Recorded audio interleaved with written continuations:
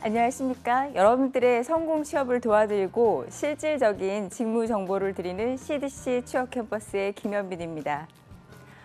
제가 주말 동안 그 커피숍에 가서 집 앞에 있는 그 커피 전문점에 가서 책을 좀 읽었었는데 거기 이제 1, 2층으로 되어 있는 커피 전문점에 2층에 대학생으로 보이는 학생분들이 굉장히 많이 와서 책을 보거나 뭔가 공부를 열심히 하고 있더라고요. 그래서 제가 저의 직업상 굉장히 궁금해서 가가지고 이렇게 조금씩 이렇게 봤더니 많은 분들이 취업 관련 서적들을 읽고 취업 준비를 하고 계시는 것을 볼 수 있었습니다. 그래서 제가 이것을 보면서 취업 열기가 정말 대단하구나라는 생각도 들고 제가 책임감을 더 강하게 느끼면서 여러분들을 위해서 좀 더 많이 준비해야겠구나라는 생각을 하게 되었습니다.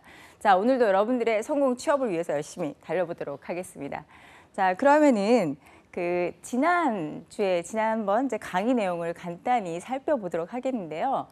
지난 강의 내용에는 이제 금융기관의 종류, 우리가 크게 은행, 증권사, 보험사, 자산운용사, 그다음에 이제 금융공기업, 그다음에 기타 금융기관들을 말씀을 드렸고, 또 은행은 뭐 시중은행, 그다음에 지방은행, 그리고 이제 외국계 그 은행들, 한국에서 법인으로 있기 때문에 시중은행으로 구분되는 은행에 대해서 말씀을 드렸고요. 그다음에 주로 은행과 증권사에 대해서 말씀을 드렸습니다. 그리고 우리가 복습이 굉장히 중요한데 은행 중에서는 그 상업은행과 투자은행으로 말씀을 드렸었는데, 상업은행은 우리가 이제 일반적인 은행 업무라고 생각하는 예금이라든가 적금, 대출 업무, 그다음에 외국환 관련 업무라든가 이제 신용장 발급 같은 그런 이제 일반적으로 은행에서 접하거나 은행으로 업무라고 생각하는 것들이 이제 상업은행의 그 업무들이고요. 투자은행 업무는 사실 이제 증권사를 제가 말씀을 드리면서 얘기를 드렸었는데, 증권사가 근데 기존에는 주식이나 채권의 매매나 중개 정도의 그 업무에 이제 국한이 돼 있어서 우리나라가 2009년도 자본시장 통합법 이후로는 그 외국에 있는 선진 금융기관들과 경쟁하기 위해서 많은 업무의 제약을 이제 벗어나서 금융기관들이 은행과 보험사를 제외한 금융기관들이 거대한 그 대형 투자를 가능하게 하는 그 금융기관을 설립할 수 있는 그 법적 허가를 하는 그런 제도가 시행돼서 증권사들이 투자은행 업무를 같이 할 수 있는 종합증권사로 이제 거듭나고 있는 걸 말씀을 드렸고요. 그다음에 은행에서도 일부는 투자은행 업무가 있습니다. 그래서 거기에 대해서는 약간 간단히 말씀을 드리도록 하고요. 그다음에 이제 2017년에 관련된 간단한 그 공기업 채용 공고에 대해서 이제 말씀을 드렸었고, 자본시장 통합법에 대해서 좀 더 자세히 알아보는 시간을 가졌었습니다.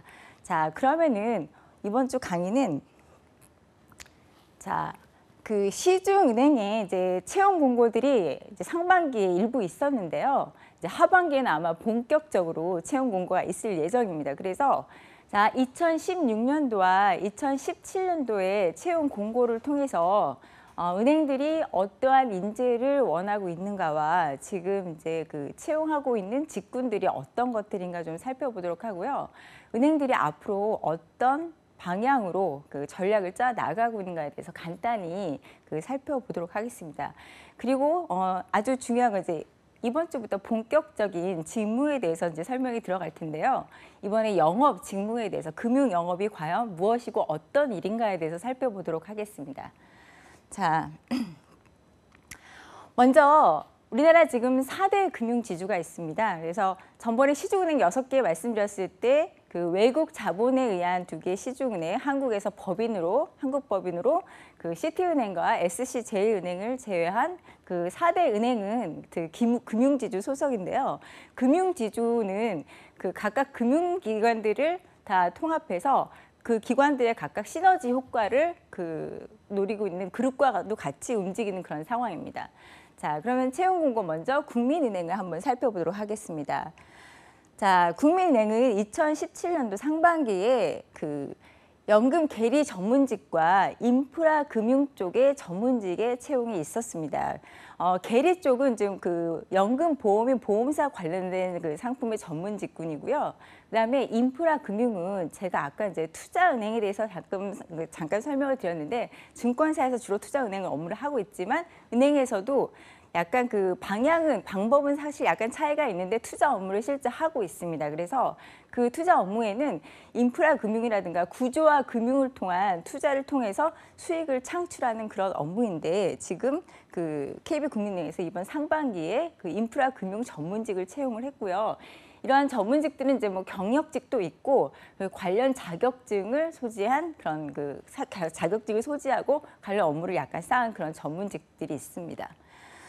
자, 국민은행의 이제 주요 서비스를 보시면 기업 뱅킹, 그다음에 개인 뱅킹, 여기 보시다시피 이제 투자가 나와 있는데요. 그 아까 인프라 금융이 이 투자에 해당하는 부분입니다. 그리고 이제 제가 인재상을 살펴보도록 한다고 말씀을 드렸는데 그 은행들의 인재상이라는 것을 이제 계속해서 보면은 공통적으로 일치하는 바가 있습니다. 그래서 그 은행이란 금융기관들이 그 공통으로 찾는 인재상이 어떤 것인가에 대해서 살펴보기 위해서 제가 지금 공고를 그러니까 공고와 홈페이지를 좀 더 면밀하게 지금 살펴보고 있는데 인재상은 무슨 뭐 이제 고객 우선주의라든가 자율 책임 이런 건 다 중요한 부분이고요. 그 다음에 여기서 이제 제가 좀 여러분들에게 한번 그 말씀을 드리고 싶은 거는 은행들마다 요즘 추구하는 바가 그 글로벌 뱅크에 대한 이야기가 많이 나오고 있습니다. 그래서 특히 국민은행은 아시아 금융을 선도하는 글로벌 뱅크를 비전으로 지금 제시를 하고 있는데 여기서 우리가 조금 더 생각을 해봐야 될 것이 글로벌 뱅크로 가야 하기 위해서는 과연 은행이 해야 될 업무가 어떤 것들인가 한번 살펴봤으면 좋겠습니다. 그래서 해외에서 은행들의 업무가 어떤 것들이 있나 궁금하실 수 있는데요. 간단하게 한 가지를 예로 들어드리면 그 우리나라 기업들이 해외로 나가게 됩니다. 그리고 해외 기업들이 우리나라에 들어오게 되죠. 예를 들어서 우리나라에 지금 뭐 이제 독일계 자동차 회사들이 들어와 있는데 그러면은 독일에서 현지에서 독일 그 자동차 회사들이 그 상대를 했던 금융기관들이 한국에 들어와 있습니다. 그렇듯이 이제 우리나라 외국으로 이제 뭐 동남아시아라든가 베트남이라든가 중국으로 나가 있으면 거기서 현지에서 자금을 조달해야 되는 문제라든지 아니면 뭐 신용장을 발급받아야 되는 문제라든지 그런 걸 통해서 그러니까 은행이나 금융기관으로부터 지원을 받아야 합니다. 그래서 우리나라 금융기관들이 나가서 국내 금융기관들, 그러니까 국내 산업에 있는 그런 그 기업들을 지원을 하게 됩니다. 그런 부분에 있어서 나가서 도와주는 부분도 있고요. 아니면 이제 현지에 있는 기업들을 컨택해가지고 직접 하는 부분도 있지만 우선은 뭐 삼성전자라든지 아니면 LG전자라든지 해외에 나가 있는 이제 뭐 유럽이라든가 각국에 나가 있는 부분들에 있어서 은행들이 나가서 지원을 하는 업무도 상당히 많이 있습니다. 자, 그 다음에 국민에게 이제 뭐 미션 같은 거는 여러분들 뭐 잘 아시겠지만 고객한테 감동을 주는 부분이라든가 그런 거는 뭐 일반적인 거고요.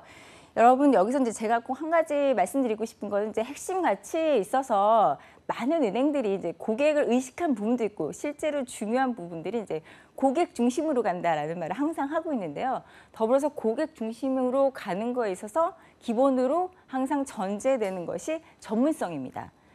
그러니까 여러분들 이제 은행이나 그런 데 가시면 이제 은행 그 직원분들과 얘기하실 때 보통은 그분들이 친절하고 그런 거 굉장히 중요하지만 그분들의 그 어떤 상품을 권유하고 하는 데 있어서 전문성이 있는 분들에 대해서는 신뢰가 굉장히 많이 가게 될 겁니다. 그래서 여러분도 만약에 금융권을 지원하신다면 이런 전문성을 갖기 위한 어떤 지식과 기술이 어떤 것들이 있는가를 잘 고민해 보시는 게 좋을 것 같습니다. 자, 그러면은 다음에 2016년도 하반기 공채를 한번 보도록 하겠습니다. 이제 가을쯤에 아마 전 금융기관들이 공채가 있을 것으로 예상이 되는데, 자 보면은 뭐 여러 가지 자기소개서 쓸 내용들이 많이 있는데요. 이제 요구하는 것들이 있습니다. 근데 이제 은행들이 뭐 요구하는 바가 대동소이하긴 한데, 자 여기서 먼저 지원 계기, 뭐 입사 동기, 뭐 그런 것들에 대해서 이제 주로 물어보게 되고요. 뭐 성장 배경 다 좋은데, 자 여기서 제가 한 가지 이제 눈에 띄는 것이 나 혼자가 아닌 우리의 의미를 기술하시오라는 부분이 있습니다. 그래서 여러분들이 이제 기업으로 지원을 하시고 나중에 일하실 때 굉장히 중요하게 한 가지 기억하셔야 될 부분이, 나 혼자 똑똑하고 나 혼자 일을 잘하는 것도 굉장히 중요하지만 어떤 조직이나 기업은 같이 모여서 시너지를 내는 것이 굉장히 중요합니다. 그래서 나만이 아니고 다른 사람과 함께 모여서 우리 이상의 뭔가를 만들어낼 수 있는 것들이 무엇이 있고 어떻게 해야 될까에 대해서, 그리고 또 내가 어떻게 기여를 하는가에 대해서 좀 고민을 해보셔야 되는데요. 그러다 보니까 기존에 학교 다닐 때라든가 예전에 이제 그 경험이나 경력 등을 쓰는 데 있어서 혼자가 아닌 여러 명이 함께 했을 때 좀 더 시너지를 냈던 부분에 대해서 기술하는 부분을 많은 기관들이 요구를 하고 있습니다. 그래서 이 부분을 조금 잘 살펴보셨으면 좋겠고요. 자, 그다음에 신한은행에 대해서 한번 살펴보도록 하겠습니다. 자, 신한은행은 2017년도 상반기에는 리테일 서비스직을 신입 행원을 모집을 채용을 했습니다. 그래서 여기서 리테일 서비스직이 무엇인가 한번 생각을 해볼 필요가 있는데요. 리테일 서비스직은 이제 각 은행마다 부르는 이름이 좀 차이가 나긴 합니다. 뭐 어떤 곳은 텔러라고 부르기도 하고요. 어떤 곳은 뭐 사무 지원 직군이라고도 이제 부르기도 하는데, 여러분들 그 이름은 달라도 쉽게 이제 이해하실 수 있는 게, 일반 우리가 은행 지점을 방문하시면 창구가 있잖아요. 그래서 창구에서 그 상대하시는 그런 일반적인 업무들을 대부분 이런 리테일 서비스 직군이라고 보시면 됩니다. 그래서 신한은행 같은 경우는 그 직군에 대해서 정확히 그 명시를 해놨습니다. 그래서 여기 보면은 입출금, 잘 보이실지 모르겠는데 입출금, 창구 업무, 입금, 출금, 환전, 신용카드 등의 업무를 중심적으로 한다고 돼 있고요. 그리고 여기서 이제 우리가 좀 더 관심 있게 봐야 될 것은 모집 지역이 따로 있습니다. 그래서 은행이 전반적으로 필요한 인력에 대해서 공채로 모집하기도 하지만, 이렇게 이제 그 창구 업무를 주로 전담하는 리테일 서비스직의 경우는 지역에 있는 지역별로 채용을 하고요. 그 지역별로 채용을 할 때는 지역에 계신 분을 우선권으로 해서 채용을 하게 됩니다. 그래서 이 직군은 이제 나중에 다른 은행의 채용 공고에서도 나오는데, 그 하반기 때 채용하는 일반 행원들과는 좀 차이가 있습니다. 그래서 그렇게 이해하시면 될 것 같고요. 자, 신한은행의 어떤 가치라든가 비전에 대해서 한번 보도록 하겠습니다. 신한은행도 어떤 뭐 따뜻한 가슴, 창이 다 이런 것들이 나와 있는데요. 여기 이제 비전을 보면은 신한은행은 사랑받는 1등 은행으로 나와 있습니다. 그래서 글로벌에 대한 분야는 나와 있지는 않지만 신한은행도 그런 부분에 있어서는 활발하게 발빠르게 움직이고 있습니다.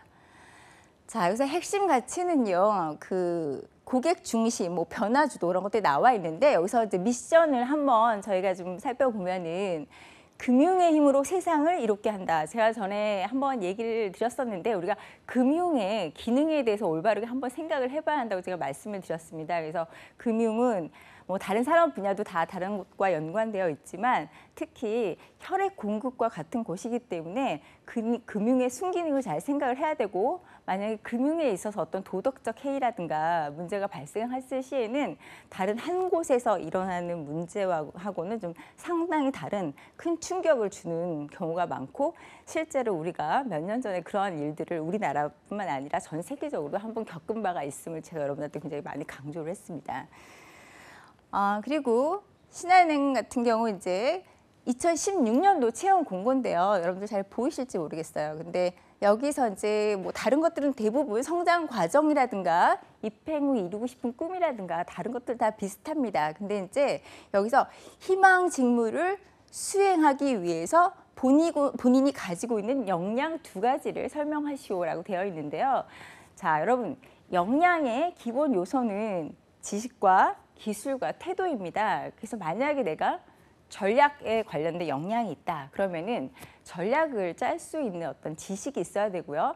전략을 짜는 데 있어서 필요한 뭐 회계나 아니면은 여러 가지 뭐 재무에 대한 정보라든가 아니면 그런 그 통계라든가 그런 툴을 이용할 수 있는 기술이 있어야 되고요. 그리고 시장의 변화를 예측할 수 있고 그런 것들을 항상 주시하고 있는 태도가 굉장히 중요한 것입니다. 그래서 이러한 역량을 지식, 기술, 태도 형식으로 해서 분리해서 잘 생각해서 아마 써주시면 좋을 것 같습니다. 자, 그러면 다음에 KB 하나은행을 한번 보도록 하겠는데요.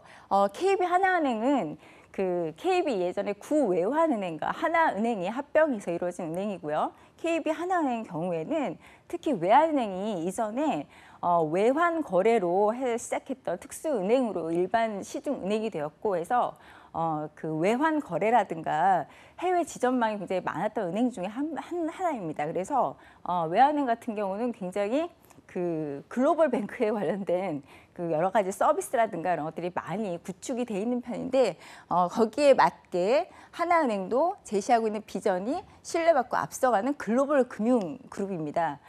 그리고 여기서 이제 인재상에 있어서 그 제시하고 있는 게 다른 은행들과 마찬가지로 고객 우선과 전문성에 대해서 나와 있고요.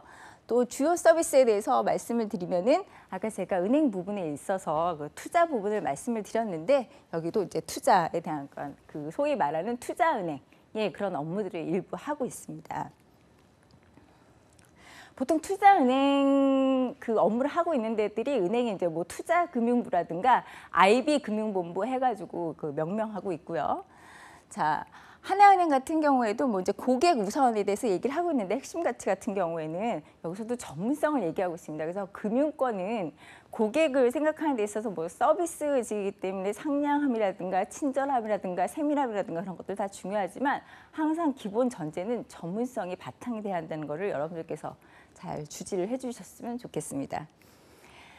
자, 그러면은 KB 하나는 현재 그 상반기 때는 특별한 채용은 없었고요. 제가 이제 한 가지 그 눈에 띄는 것이 있어서 여러분들께 소개드리려고 가져왔는데 여기서 보니까 이제 뭐 핵심 가치는 뭐 파워라고 해가지고 열정, 열린 마음, 손님 우선, 전문성, 존중배로 나와 있는데 여기서 그 직원들에게 요구되는 필수 덕목에 대해서 굉장히 강조하고 홈페이지에도 크게 나와 있습니다. 그래서 금융업의 가장 기본적인 윤리는 정직과 성실과 투명성이다. 그래서 직원들이 이거에 대해서 필수 덕목으로 지켜나가야 한다는 것을 굉장히 명시하고 있는데요. 제가 여러분들한테 강조하는 금융인의 자세에 있어서 필요한 자세를 이쪽 그 KB 하나은행에서도 제시를 하고 있는 것 같습니다. 자, 여기서 그 신용을 사고 파는 것을 금융산업의 본질로 이해하고 있으며 이것을 KB 하나은행 임직원의 필수 덕목이라고 한다라는 것들을 나중에 좀 어떤 그 입사 지원하실 때 그 염두에 두셨으면 좋겠습니다. 자, 2016년 채용 공고는 특별하게 뭐 이렇게 많은 것들이 나와 있지는 않고요. 비슷하게 성장 과정, 뭐 성격의 장단점, 그다음에 이제 봉사 활동, 동기, 포부, 본인의 경험들을 구체적으로 기술하는 부분이 나와 있고요. 자, 다음은 이제 우리은행 채용 공고를 볼 텐데요. 우리은행도 2017년 상반기에 채용이 있었는데 여기도 주시할 것이 보시면은 사무 지원 직군을 채용을 했습니다. 제가 아까 그 신한은행 말씀드릴 때 리테일 서비스 직군 말씀드렸잖아요. 이것도 마찬가지로 창구 업무라고 생각하시면 쉬울 것 같습니다. 일반적으로 우리가 생각하는 예금을 받고 대출해주고 그다음에 외국환 거래, 뭐 외환 환전이라든지 그런 것들을 하는 그런 그다음에 카드 그쪽에 뭐 카드에 대한 신청 받고 하는 그런 일반적인 업무인데 그들을 사문 지원 직군이라고 하고요.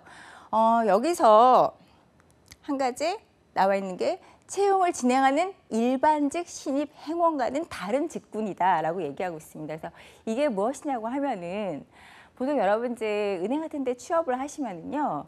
처음에는 대체적으로 다 창구 업무로 시작을 하게 됩니다. 그래서 창구 업무에서 여러 가지 그 직무를 경험한 다음에 이제 중간 관리자의 길로 가기도 하고 아니면 아예 전문 직군으로 그 이제 본인이 선택해서 가는 경우가 있고 또 이제 은행에서 그렇게 이제 그 권유를 하기도 하는데 이 사문 지원 직군은 그런 이제 신입 행원 일반 공채하고는 달리 창구 업무의 전문성을 갖고 이 업무를 계속 하도록 그 제안을 하고 있습니다. 그래서 약간 차이가 있는 그런 직군이라고 보시면 되고요. 오히려 그 지방 같은 데서는 이런 직군들에 대한 계속적인 채용이 있기 때문에 이런 것들에서 주시해서 그 채용 그 지원 원하실 때는 한번 꼼꼼히 살펴보시는 것도 좋을 것 같습니다. 그래서 주로 원하는 그런 그 성향이라고 하면 좀 꼼꼼함, 친절함, 그다음에 이제 그 오히려 그 전반적인 것보다는 다룰 수 있는 상품이 제한적이기 때문에 그런 것들에 대해서 좀 노력하시면 상품에 대한 지식이나 그런 것들은 쉽게 습득하실 수 있어서 오히려 조금 더 일반 행원이나 그런 공채보다는 쉽게 접근하실 수 있는 방법 중에 하나입니다. 자, 우리 은행도요, 뭐 정직 신뢰에 대해서 얘기를 하고 있고요. 그 다음에 고객 행복, 뭐 미래 도전 다 좋고, 그 다음에 은행 카드 종합금융 여기도 투자에 대해서 나와 있고요. 그 다음에 비전 여기도 대한민국을 대표하는 글로벌 뱅크라고 나와 있습니다. 그래서 각 은행들이 사실 말씀드리면 우리나라 은행들이 국내에서 굉장히 뭐 영업망도 잘 돼 있고 편리함도 많고 우리나라 은행들의 서비스는 굉장히 잘 돼 있는 면이 많습니다. 그런데 실제로 다른 외국계 은행에 비해서 해외에 나가서 그렇게 많은 역할을 담당하고 있지는 못해서 제가 바라기는 여러분들이 금융 쪽에 지원을 하셔서 책임감을 갖고 글로벌 뱅킹을 주도하는 인력으로 성장하셨으면 좋겠습니다.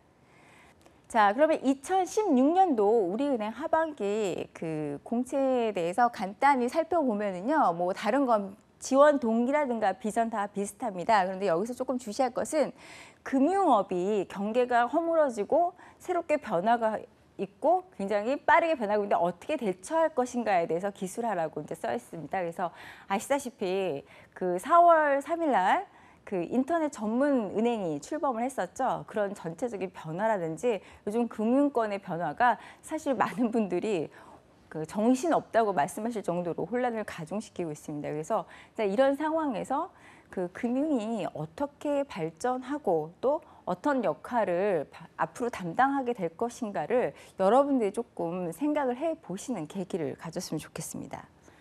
자, 그럼 아까 그 전체적으로 4대 은행, 금융지주 소속의 4대 은행의 채용 공고를 전체적으로 살펴보면서 인재상과 채용 직군하고 그다음에 그 지금 은행들이 지향하는 바에 대해서 간단히 설명을 드렸고요.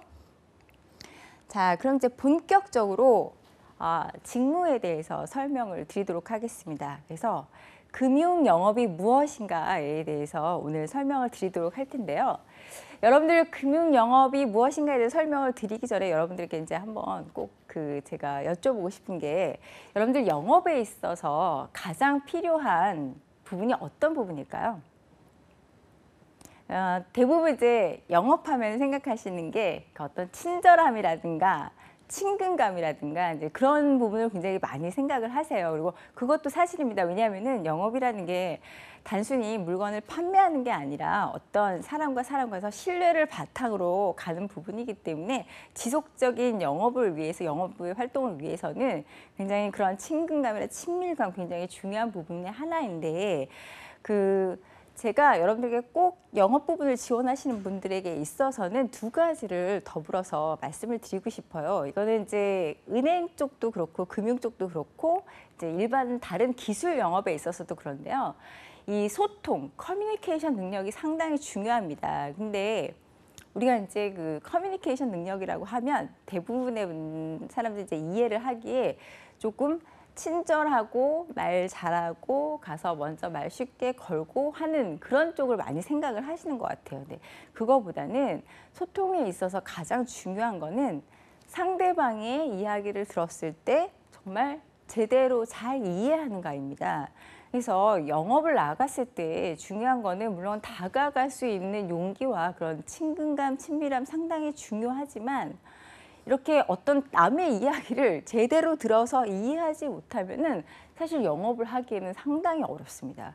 그래서 저도 가끔 이제 은행이나 다른 금융기관이나 아니면은 이제 가끔은 전화로 뭔가 상담을 할 때가 있는데 굉장히 모두들 요즘에 교육들을 잘 받으셔서 친절하기는 한데 정작에 제가 요구하는 것을 정확히 이해하시지 못하는 경우가 많습니다.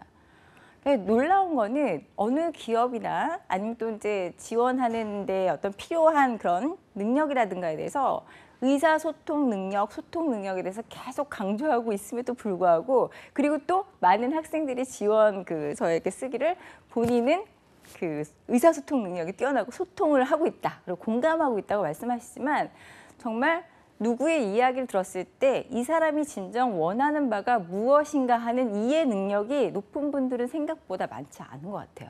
그래서 이런 이해할 수 있는 능력을 바탕으로 가는 것이 소통 능력이기 때문에 소통 능력은 그냥 말하고 대화하는 것이 아니라 충분히 그 사람을 이해해서 그 사람이 원하는 바가 무엇이고 요구하는 바가 무엇인가를 이해할 수 있는 것이 소통 능력임을 꼭 기억을 해주시기 바랍니다.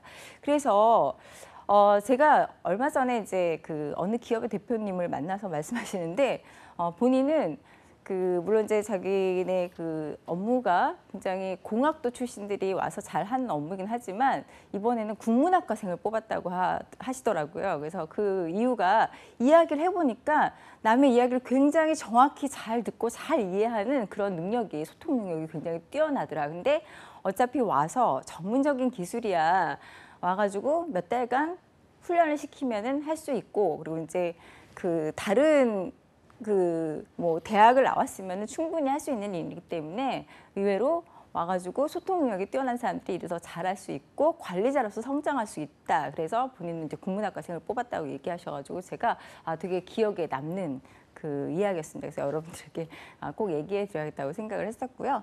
자, 그리고 또 한 가지 금융 영업에 있어서 굉장히 중요한 것 중에 기본이 전문성과 지식입니다.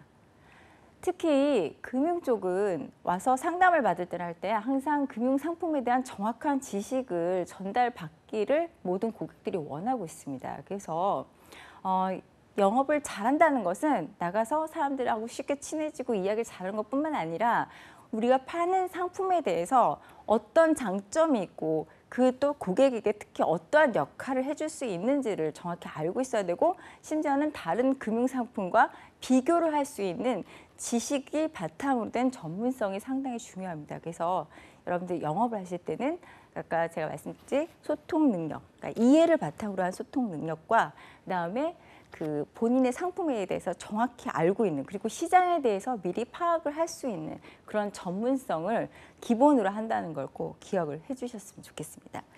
자, 오늘 그러면 이제 금융 영업에 대해서 본격적으로 들어갈 텐데요. 특히 오늘은 은행의 영업 업무가 어떤 것이 있는가에 대해서 설명을 해드리도록 하겠습니다. 자, 제가 여러분들 자꾸 이제 NCS 기반 그 사이트를 보면서 말씀을 드리는 거는요. 그 NCS가 그래도 기반 그 전체적으로 사이트에 그 직무에 관련한 설명이 상세하게 나와 있는 편이고요. 또 중요한 거는 또 여러분들 부모님이 소중하게 낸 세금으로 만들어진 사이트입니다. 그러니까 여러분들이 적극 활용하셔서 이용을 하시는 게 좋고요. 그리고 복잡하다고 생각하시지만 제가 전번에 말씀드렸듯이 그 학습 모듈로 들어가셔가지고요. 분야별 검색을 보시면 거기에 그 각종 물론 이제 완벽하지는 않고 계속 지금 더 이제 보충을 하고 있고요. 내용상으로도 더 추가할 것들이 있긴 하지만 그래도 지금까지는 상당히 잘 나와 있는 것 중에 하나입니다. 그래서 본인이 원하는 직군에 지원하기 전에 한번 어떠한 업무들이 있고 이런 업무들이 어떤 것인가, 또 요구하는 것들이 어떤 것인가에 대해서 살펴보는 것이 좋을 것 같습니다. 자, 먼저 이제 금융 영업 중에서 은행 영업 그 중에서도 그 은행 영업은 기업 영업과 개인 영업으로 나누게 됩니다. 근데 이제 여기서는 NCS에서는 기업 영업과 창구 사무, 그다음에 PB 영업, 카드 영업으로 그렇게 이제 분류를 해 놨는데요. 여기서 창구 사무에서는 개인 영업도 이루어지고 그다음에 기업 영업도 이루어집니다. 그리고 근데 카드 영업 분야에서도 일반 기업 영업 부분이 있고요. 그다음에 개인 영업 부분이 있습니다. 그리고 PB 영업 같은 경우는 완전 이거는 개인 영업입니다. 그래서 요거에 대해서 다시 제가 한번 말씀을 드리도록 할 텐데요. 그러면은 먼저 우리가 개인 영업과 기업 영업이 공존하는 창구 사무에 대해서 말씀을 드리도록 하겠습니다. 자, 개인 영업. 아까 제가 이제 그 창구 사무에서 리테일 서비스직 그 뽑는 거에 대해서 간단히 먼저 말씀을 드렸죠. 그래서 여러분들 은행에 가보시면은 맨 처음에 뭐 이제 출납 관련돼 가지고 예금 상품 받는 곳, 적금 상담하는 곳 해가지고 저 안쪽에 보면 좀 기업 쪽을 담당하시는 분들도 있고 외환을 거래하시는 분들 이제 담당하시는 분들이 있는데요. 자, 한번 보도록 하겠습니다. 예금 상품 세일즈가 있고요, 대출 상품 세일즈가 있고요, 외국환 거래가 있습니다. 외국환 거래 여러분들 환전하시죠? 그리고 신용카드 세일즈, 펀드 세일즈, 방카슈랑스 세일즈, PB 영업들이 있는데, 자, 여기 중복됐네요.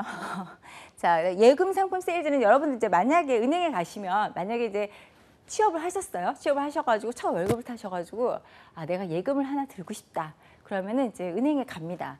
그럼 가가지고 이제 예금 적금 상담하는 창구가 있죠. 가가지고 적금을 하나 들고 싶다고 이제 말씀을 하시면 거기 은행 직원들이 상냥하게 이제 적금에 어떠한 상품이 있고 금리는 어떻고 이런 부분에 있어서는 세제 혜택이 있고 뭐 비과세이고 그런 거에 대해서 이제 상세하게 설명을 해줍니다. 그럼 이제 거기에 맞게 본인이 이제 예금 상품을 이제 가입을 하게 되고요. 아니면 계속해서 한 은행에 열심히 다녔는데 그 은행에서 이제 얼굴을 익힌 그런 은행원이 혹시 예금을 드실 마음은 없냐고 하면서 오히려 이제 권유를 하는 경우가 있죠. 이런 이제 적극적으로 세일즈를 하게 되는 행위입니다.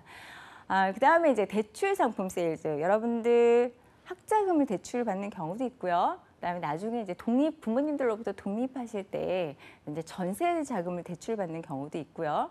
그다음에 나중에 주택을 구입하시게 되면 이제 집 대출을 받게 되는데 한 가지 여담을 말씀을 드리면 이 대출 상품 세일즈란 말이 저는 조금 재미있는 게 예전에 저희 그 부모님 세대들은 대출을 받는다는 것 자체, 그러니까 은행으로부터 개인이 어떤 주택을 구입하거나 그러기 위해서 그 대출을 받는 부분이 상당히 어려웠습니다. 지금도 뭐 아주 뭐 그게 용이한 건 아니지만 그래서 예전에 항상 은행은 돈 많은 기업들한테는 항상 열려 있고 오히려 서민들한테는 어렵고 턱이 높고 문턱이 높다라는 말씀을 많이 하셨거든요. 그래서 대출이 상당히 어려웠고 대출에 대한 뭐 자료라든가 대출 한번 받기 위해서 해야 되는 업무들이 굉장히 많았는데요.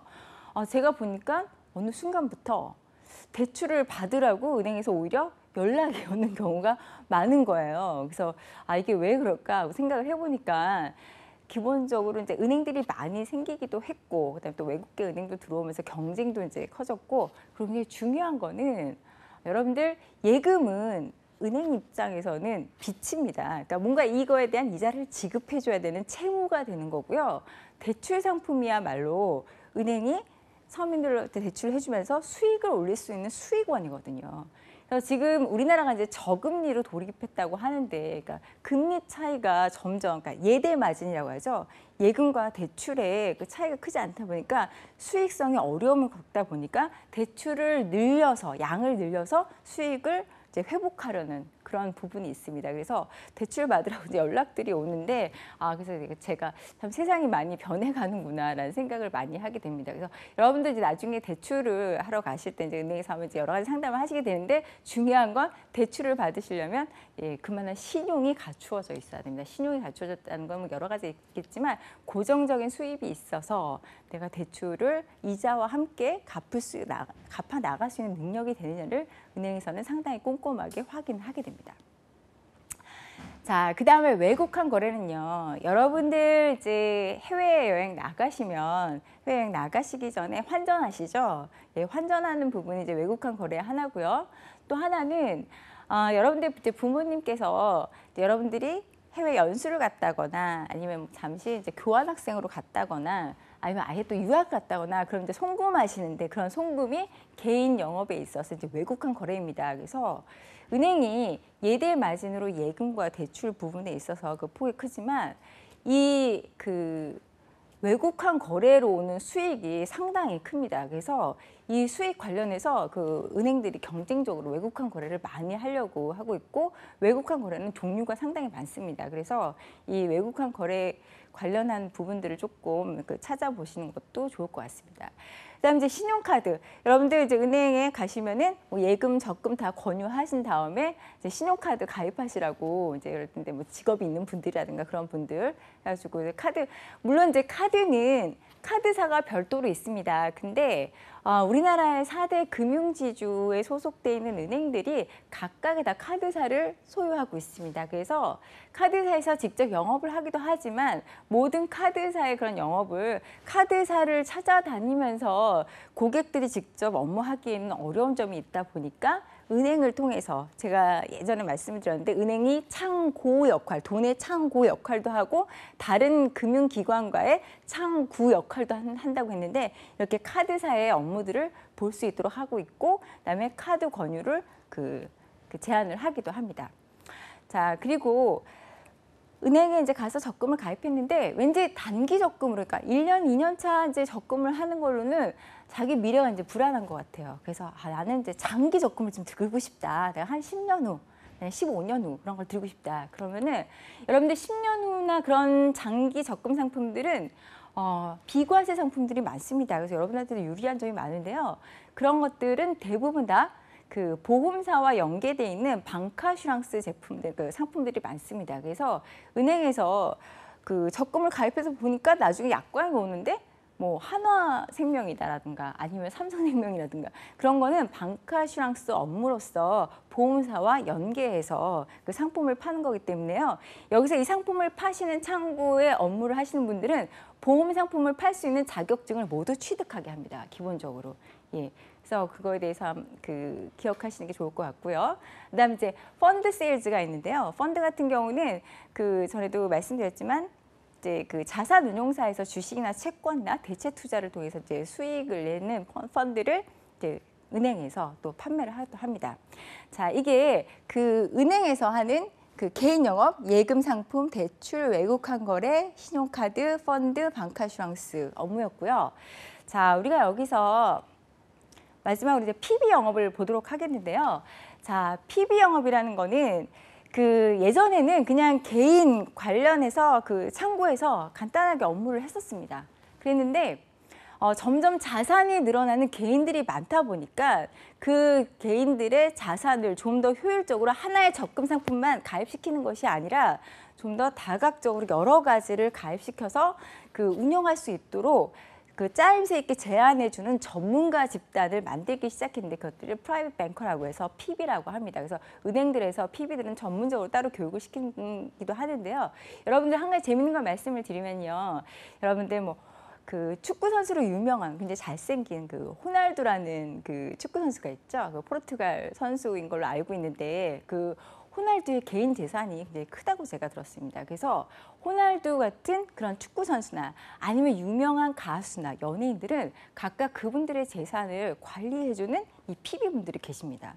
그리고 더 재밌는 거는요. 중동 지역에 있는 석유 그 갑부들은 다 그 재산의 규모가 우리나라 기업 정도, 오히려 어쩔 때는 그 개인이 갖고 있는 그 자산 규모가 기업보다 더 큰 경우가 있거든요. 그런 분들을 그 전체적으로 관리해주는 PB, 그러니까 상당히 전문화된 PB들이 있습니다. 그래서 우리나라는 아직까지 이 PB 분야가 그렇게까지 많이 발전한 경우는 아닌데 근처에 있는 아시아의 선진국 홍콩만 하더라도 이 PB 쪽이 굉장히 발전이 돼 있습니다. 그래서 이런 쪽에 그런 발전이라든가 아니면은 앞으로 PB가 되는 방법이라든가 그런 거에 대해서 좀 더 관심 있게 보시는 것도 좋을 것 같고요. 금융연수원 사이트 가시면은 PB 관련된 자격증을 보실 수 있습니다. 참고하시기 바랍니다.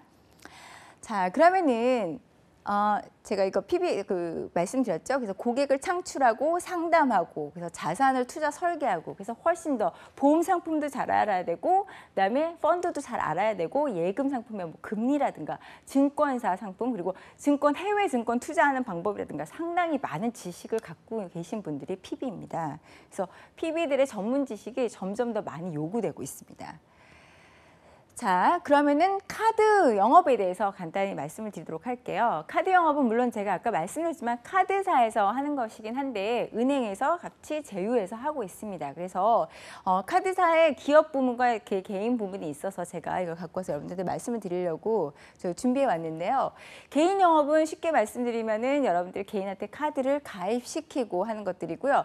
기업 영업이라고 하는 것은 여러분들 기업에서 어떤 그 필요한 물품이라든가 그런 걸 구입할 때 그런 것들을 다 이제 투명성을 확보하기 위해서 기업 카드로 그런 것들을 구매하도록 하고 있습니다. 그래서 또 업무에 관련된 뭐 식사를 한다든가 회식을 한다든가 해서 그런 것들을 법인카드라고 하는데 이 카드사에서 그 기업들에게 법인카드 가입을 권유하는 그 카드 영업을 하고 있습니다. 그리고 제휴 영업은 뭐냐면요. 요즘 그 카드사에서 단순히 유형의 물품만 구입하는 게 아니라 사람들이 문화라든가 운동이라든가 무형의 상품에 대한 니즈가 상당히 높아지고 있는 그 추세이기 때문에요.